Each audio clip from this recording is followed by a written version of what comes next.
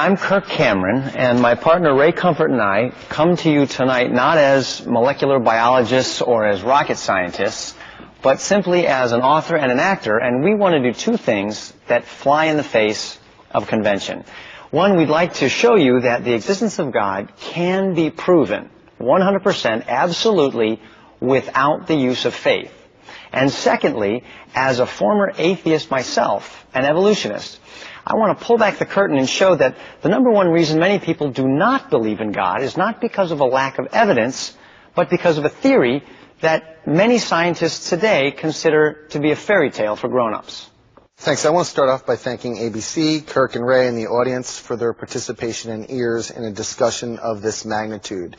The Rational Response Squad was formed to respond to irrational claims, and the most widely held irrational claim our planet faces today are those offered by religion.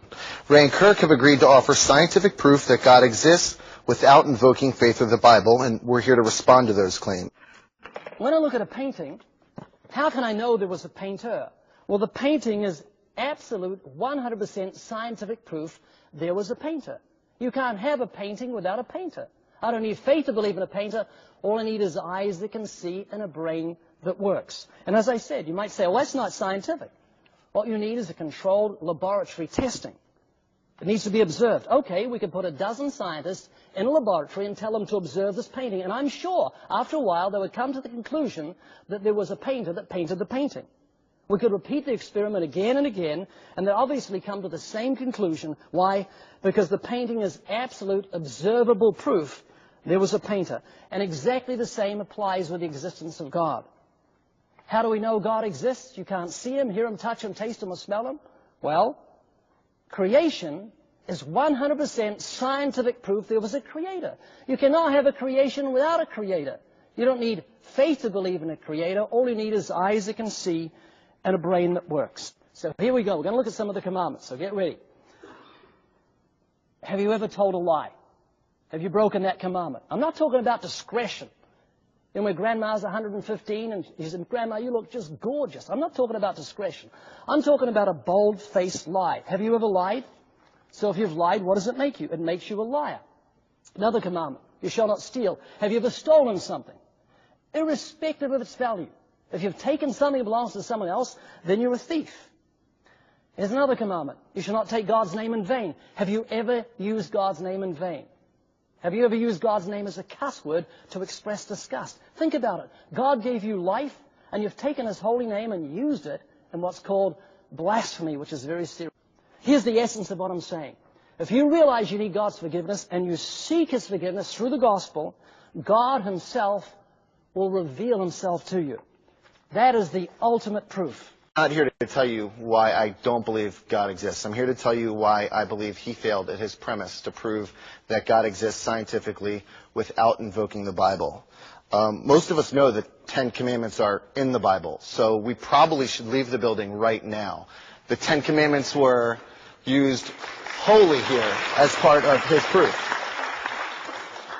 However, he brings up some points. He says that we see this building, we know there was a builder. We see a painting, we know there was a painter. He forgets that we can call the builder of this church. We can check New York City permit records.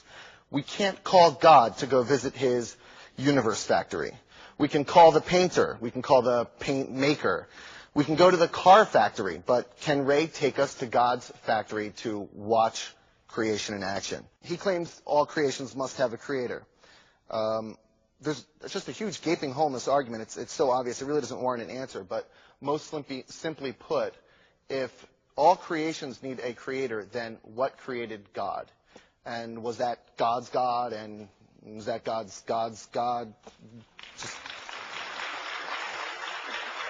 Before this debate, Brian and I had a chance to talk on the phone. I called and we just talked about a couple of details, and I ended the phone conversation by saying, Brian, don't worry about anything. I'll be praying for you. And Brian laughed, and Brian said, that's it, Kurt. You pray for me, I'll think for you. And I thought... Science has a law. It's called the third law of thermodynamics, which shows us, and it's one of the most tested laws in science, that matter or energy can neither be created nor destroyed, that we always have the same amount of matter and energy. We could blow up this building, and while it would look completely different, there would be the exact same amount of matter and energy in the universe. That tells us scientifically, if we were to use a more scientific approach, that the components of our world today, our universe, have always existed. And we have real science to lend credence to that. Knowing that, and knowing that the other side of the coin is to create something to explain it away. This is called, in logic terms, an argument from ignorance. Ray doesn't know what created the world, so he's made up a God to tell you that that is what's created the world. Knowing that we have these two options. One thing that we don't have any proof for, that we just make up, and another one that we have this scientific theory, this law actually, that's been tested over and over and over and has never been shown wrong. All signs point to the fact that the universe has just always existed and no God is needed to explain it. And if you're a philosophy buff, you would have heard of this term, Occam's razor. And Occam's razor tells us that the most simplest solution is the most plausible. And in this case, the simplest solution is no God. Okay, Brian, do you either want to respond to what he just said? No. You don't want to respond? No, Kirk, do you have anything to say? No, I think people can figure it out.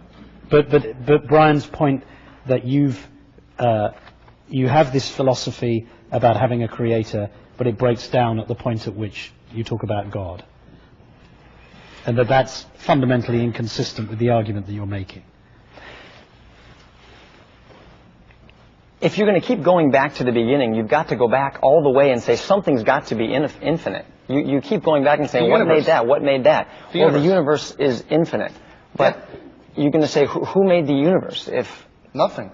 If God can be infinite, why can't the universe be infinite? Well, we believe that God is infinite, that He dwells in eternity, and that He's revealed the fact that He has created the universe by speaking it into existence. But why can't the universe be infinite if God can be infinite? And you were supposed to bring scientific proof that that's exactly what happened to support your belief, but we haven't seen a shred of it. We've given you